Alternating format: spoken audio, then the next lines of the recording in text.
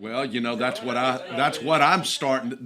thought to begin with, but I don't think, because I only heard a clip when he was in the middle of this thing, so I don't know where it started, but it was. You just have to enjoy it. Well, and I do. And then I know other guys that are, independent, fundamental, and they're not like that. Listen, I pastored the most independent Southern Baptist church in the convention, which was First Jacksonville. Really? Yes. What makes them more independent? Well, Dr. Lindsay was just, he was just right up an independent Baptist row. Now, are you talking about doctrinally? Is that primarily what you Doctrinally, the way they ran the church, the way that, their ecclesiology, all of that. Now, and that's not a negative. I'm not saying that as a negative.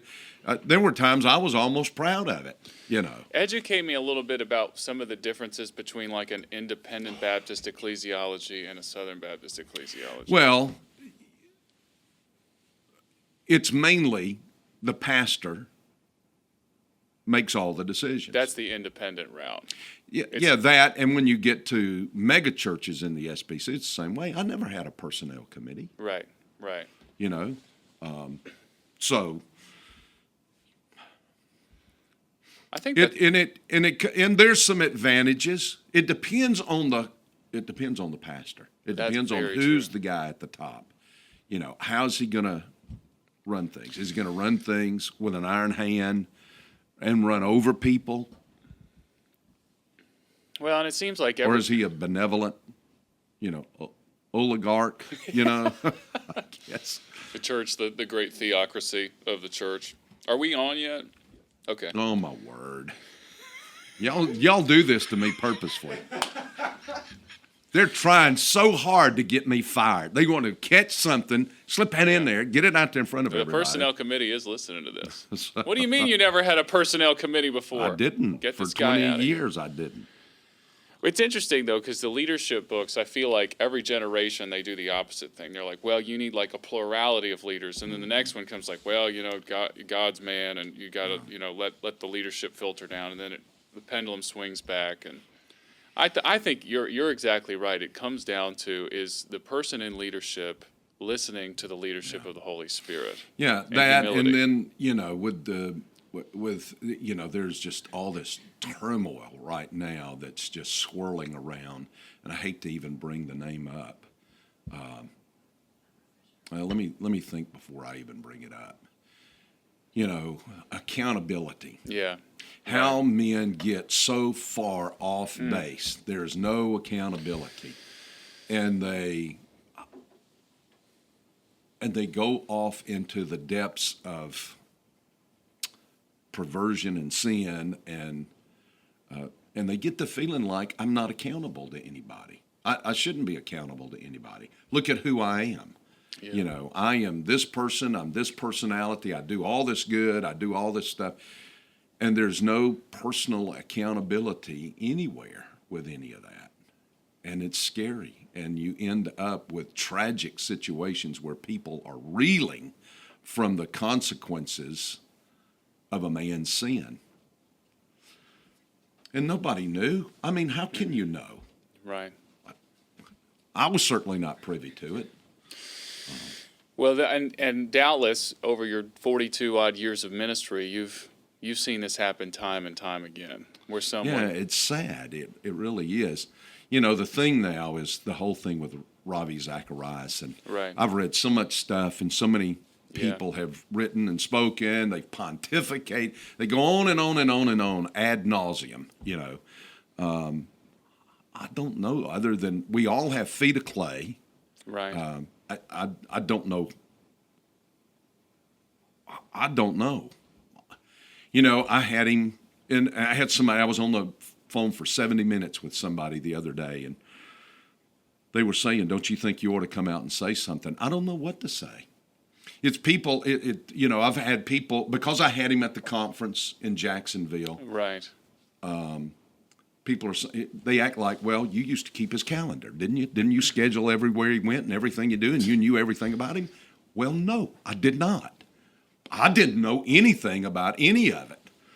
I had a person from California who blew up my email box, and that's as far as I'll go with that.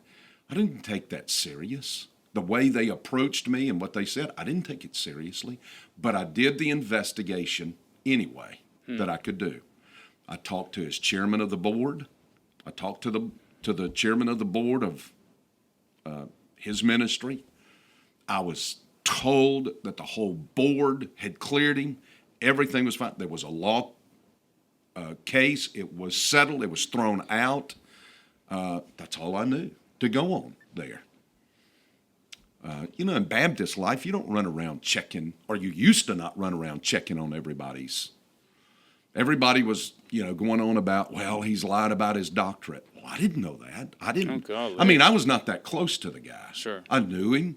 I admired him. I respected him like tons of people did. Well, and you respect people that respect him, and you take their good word for it. I took their word. I talked to him. I talked to a pastor, a very well-known pastor that had counseled with him, and I was given the green light on everything. I talked to Ravi for, 45, 50 minutes to an hour, and I wished I had known. If I had known, he said, well, all these people were telling you. No, I had two people who seemed like quacks, in all honesty, that were sending stuff to me, and the way they approached me, but I did all the due diligence I could do. All that you could do. All that I could do. I assume the best about people. I don't assume the worst. I don't look at you and think, well, what are you doing off? Hey, you just wait till the information comes out on you. Oh, boy. Okay? Well, I don't know anything about him. Other than he's got a sweet wife and 3 precious children, and he does a great job here. You see how this whole thing of he was wrong, God has to deal with that. I wished I regret. I'm sorry. I repent of it, but I did not know. So how do we move away from this? Obviously, God's dealing with it, but like in the aftermath, like, is there any counsel or exhortation you would give to pastors that are listening to this? We live in such a different day and time. I don't know. I don't know what you do. I'm not a detective. I'm a Baptist preacher. I can't get into going and investigating people's backgrounds. Well, I would think more about, like, obviously what happened there was a failure in accountability. What are some there, but for the grace of God, go all of us. Yeah. What are some steps that especially men in ministry can take? You better surround yourself with people who have the right to look into you. To look into your life. I'm thankful that I have a wife who we're very close, and she's an accountability partner. I have a pastor friend and who's very close that I've known since seminary. Other close friends. Here, I don't make a decision here that I don't have the elders around. Right. I always run everything by the elders, and that's not uncomfortable for me. I don't resent that. I'm glad. So if it goes wrong, I just say, hey, go see the elders. No. But it's good for any man to have a group of godly men around him. Don't put an echo chamber. Do not put yourself into an echo chamber. I completely where agree everybody just nods and says, oh, yes, oh, great one. Nor at the same time do you want somebody that's constantly opposed to everything you do. I disagree with that. So, see? No, I hear what you're saying. Well, in a real practical way around Valleydale is you can get involved with a D group. Those are great. Men's and women's men especially need it. I don't know. I'm not a woman. Women are good at that. They do that almost naturally. Men don't. Men move away. Men are centrifugal. They move out and away. Women are centripetal. They move toward they gravitate toward one another. Men move away. They really do. We move away. The lone buffalo? Yes, the satellite buffalo. That's what they're called. I know. I just love that. Man, that's going to be... They circle the herd. That's going to be Joseph's and my new ska band that we're starting, Satellite Buffalo. Did you ever listen to ska? I shouldn't even go to... No. I don't know what that I is. shouldn't go down. It was like this blend between punk music and big band jazz, and they would have like horns and like really distorted electric guitars playing at the same time. I know it sounds bad, but it was way worse than that. Oh. It was not. Hey, good well, music. listen, the music yesterday at Valleydale was off the charts. We had a lot. We of just fun threw the yesterday. charts away. We just crumbled threw them away. It was so off the chart that you just did the chart away. Just really good yesterday morning and last night. Dr. Lance even tweeted out that the music was so good last night. Oh wow, cool! I'll have to go. He's the head favorite it. principal of Alabama Baptist. When you misbehave, you have to go to see Dr. Lance. So Dr. Lance, apart from having excellent taste in eyewear, is just a generally cool guy, and it was cool to see his video yesterday. I've seen so many videos of Dr. Lance. I don't think I've met him in person yet. I'm He's a trying nice to remember. guy. But the guy. conference was good. Now that was really cool. That was a milestone for us, hosting a conference. That was the first one we've hosted since you've been here. The church did really well. Church did extremely well. I was proud of the church. You guys did a great job. Thank y'all for the job you did. All the singers, all the music. Yeah, it was a really good day. We'll get to the message in just a second, but a couple other things I want to talk to you about before we jump in. One, we've got some listener mail. Oh, Lord have There's mercy. some listener mail that's come in. Is this like Jay Leno's, what was that segment that he used to do? The jaywalking. Yeah, that was Hilarious. just rich. Yeah. Those were so funny. Jaywalker. Somebody, he started off, he says, in the beginning, he says, I saw him interview a guy. He said, now finish this verse in Genesis. In the beginning. And the guy looked at him and said, in a galaxy far, far away. Oh, that you have to laugh at that to People not are just just so break out down there. and weep. I remember he was like, "What's the slogan for Chevy trucks?" He's like, "Chevy trucks," and the lady was like, "Built Ford tough." And he was like, "What's wrong with you?" Oh, golly. Good. Okay, listener mail. This one comes from Lindsay, last name withheld. She says, Pastor Mac, I love how you use the Greek language in almost every message that you preach. Mm-hmm. Which Greek resource do you like to use the best? Now, I know that you're just quoting this from memory because you've got the Greek New Testament memorized. But for those of us peons that haven't figured this out yet. I try. I've got a Greek New Testament on every desk that I go and sit at because I have to force myself, and I've not done it the way I should have through the years. I should be a better student of Greek than I am. The best tool I can tell you that is out there, that is worth my weight in gold, which would be a lot of gold. I was going to say, how much do you weigh these days? Yes. No, you did not just ask me that. I'm hurt. I'm leaving the church. Accountability, Pastor. Reinecker and Rogers' Linguistic Key to the Greek New Testament.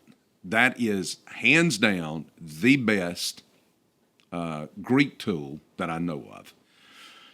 And I use it probably every day or close to it. Wow. It's a great tool. I would go and get a basic Greek grammar. I don't know if Vaughn's grammar is still out there. You can get Dana and Mantley. You can get, there are a number of them. Young, a guy from BJU, Baptist Bob Jones University. Young, I can't remember his first name. He has a really fine grammar. Greek is something you have to work at every day. Do you do Hebrew every day? Do you work on the Hebrew every day? I have been. I didn't do any last week, but I've been trying to do a tiny bit every day. You see, if you don't do it, it goes away. It's like golf. You lose it if you don't consistently every day work at it. So, I've only ever played golf one time. Just trivia. Bad analogy right there.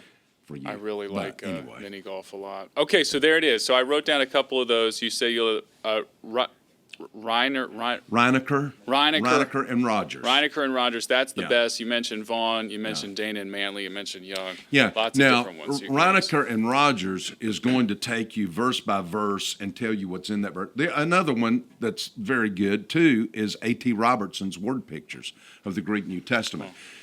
He was probably the greatest Greek scholar that Baptists have ever had.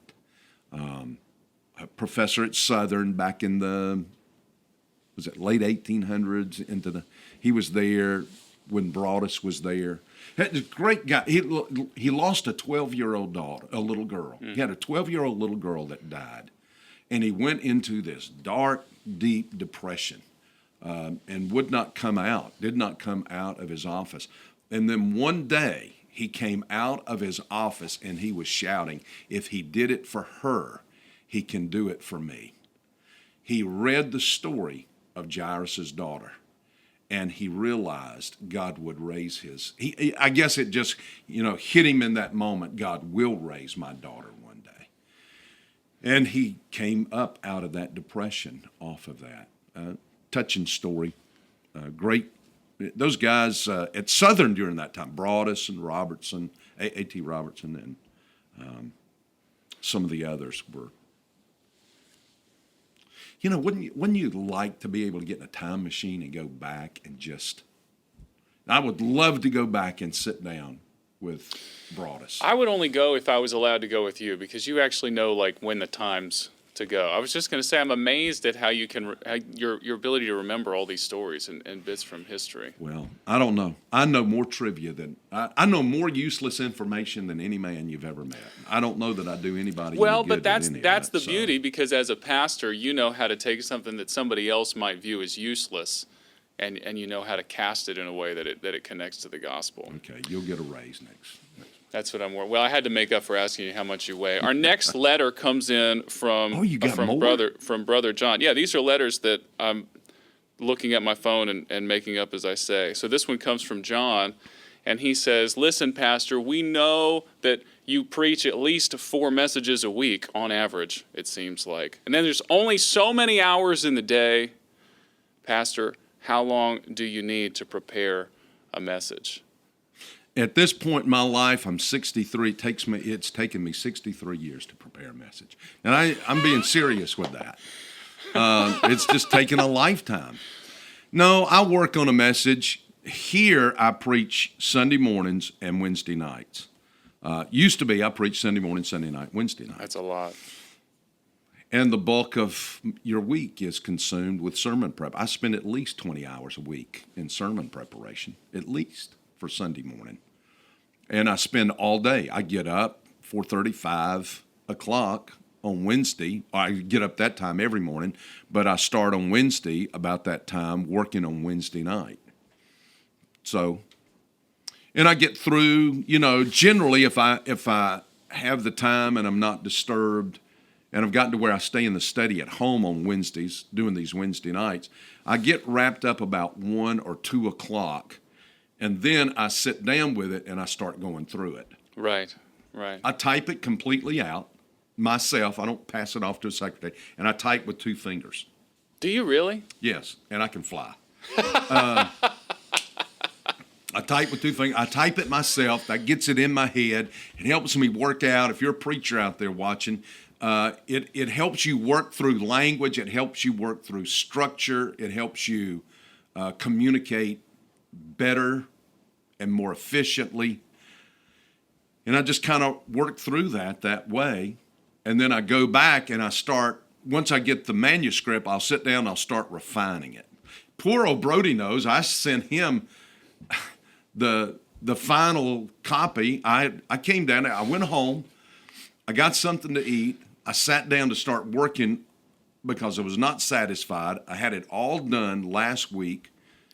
And for last night, and I came on back down here, and I sat here, and then I wrote Brad. I said, "Brody, I'm sorry, but I got to send you a new copy of what I did last night." So, then I changed the ending again. I changed the ending. I changed the ending in the second point before I got to the end of my second point where I was going to wrap up. I changed the ending. I didn't use what I was going to use. So is this one of those? It was one of those messages where your document titles are like Final Version 3, Final, Extra Final. I don't know. Have you ever done that before? That's more of a joke. I've done it more here in the community. last couple of weeks than I've done it in a long time. The Spirit's moving. Well, you hope. I hope that's really what do it hope. is.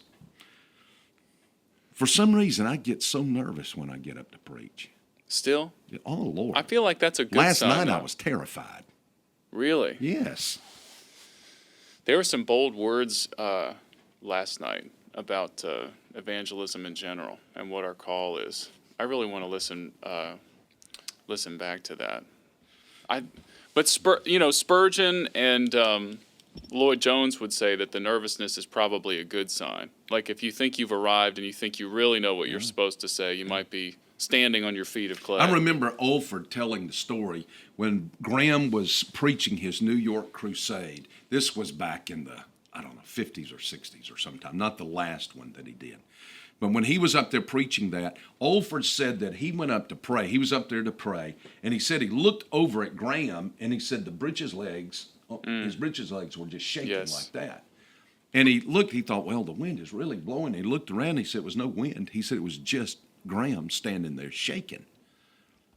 If you're not nervous or if you're not going through something like that, when you get up in a pulpit, you better get out. That's well said. I was preaching in Ukraine. Was it Ukraine or Romania? I think it was in Romania. In the bottom, they had built just the basement and the top part was undone. Now, these were Romanian Christians who had lived under communism for almost 70 years, and Ceausescu, I was over there right after Ceausescu was shot. And there was a young girl who knew English. She was going to interpret for me, and she must have been maybe 20 years of age. And when I went and I stepped into the pulpit, I turned and I looked at her, and she was weeping. I said, "Are you okay?" She said, "I don't know that I can tell this without weeping." And she said,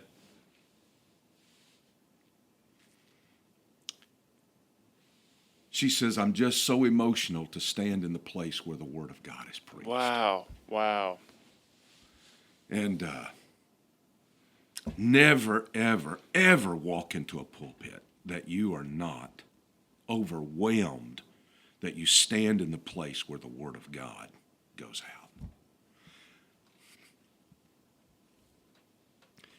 Anyway, I don't know why you get me off on all I this don't know. stuff. Well, it's helpful, man. It's you get me off on all these stories. It's helpful for me because I think I have to say an amen for people that would lead the music as well. I think there's. Well, I've left all that alone. I've not talked about that. Well, it's just so it's become it's so casual.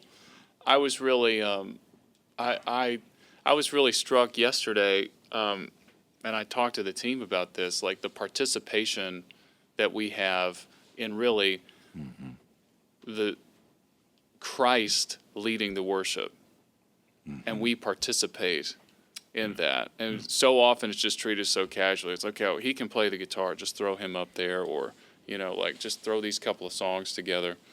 But there's like the truth of the gospel is still being proclaimed in that way. It's a different act than preaching. Sure. But it's still, I don't know. The song yesterday, "Great is Thy Faithfulness," it was just incredible. And Joe, I sent you a note just telling you what a great job you did all day long yesterday morning, last night. And that song, and so when you sang it again last night, I thought, oh, good, I get to hear it again. There's such truth in that. It's one of my favorite hymns. It's the when my father revitalized a church outside of Atlanta, they renamed it to Horizon Baptist Church, and "Strength for Today, Bright Hope for Tomorrow" was the mission statement of the whole place. Right. That's good. I remember on the overhead projector, all the words were in black, but when we got to Strength for Today, Bright Hope for Tomorrow, they always made it a different color. It was either red or green. I can't remember. It was so It to didn't help us fade remember. white, did it? You couldn't see it, man. What are those words? Well, hopefully I y'all- wonder about that with y'all sometimes because the words on the screen for us, they go to the next verse, and the last verse is still up there, and I'm looking, I'm thinking, well, I hope they got it right back there. Joe's going to get stumped, and she's going to go. No, we've got them all memorized, Pastor. Oh, do you? No. Well, I know that screen's up back there, and I'm thinking, come on, don't leave her hanging, I know. don't leave them hanging, I know. Get to the next one. I didn't know any slides were late. Brody, you're fired. But Is that otherwise you? it was do a you good. do that? It was. Are you? Is that? It's his team. Listen. It is amazing. It is amazing to me how tight the tech team has become on the audio side, on the video side, because there are just a colossal number of things that could go wrong any moment. And the fact that the team is coalesced and that we have very, very few of those things anymore is so wonderful to me. Well, it was just a hesitation yesterday, and I kept thinking, oh, no, she's not going to know the words. Well, Joe actually does have stuff memorized. I'm really the chief of sinners with not having stuff memorized, which is why I always, because they'll get the close-up of me, and sometimes you'll see me like looking at the people this way, but then my eyes will go this way towards the confidence monitor and be like, let me double-check that word real. And I still sing them wrong sometimes, but my goal is for people to be singing so loud that they don't even hear me. Lord willing, I think sometimes we get there. Lord willing, we get there more. Well, it's. Well, we never covered the sermon yesterday. He's supposed to talk about. Hope y'all enjoyed that. We do need to close it up. Did you want to? Was there anything you didn't get to yesterday? I can't even remember. All I can think about is last night. What I preached last night. I can't even remember what I did. I know I was in 1 Peter. Verse 22. Holiness. No. Holiness. Yeah, the holiness. I actually had an Old Testament professor whom years ago I ordained him as a deacon at First Baptist Church of Dallas. Write me last night, and he said, of course, we couldn't get to church today.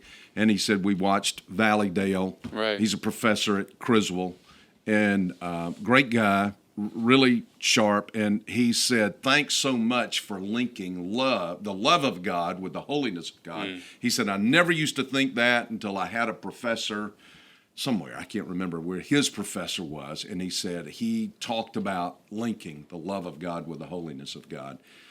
So I'm glad I was on good theological grounds if I've got an Old Testament prof who really knows Hebrew, I love who that. said, so I was thankful for that. Well, here's my parting shot for you. Okay. Just to really bake your noodle before we go to the next meeting. Oh boy. So, when are you going to preach through Isaiah?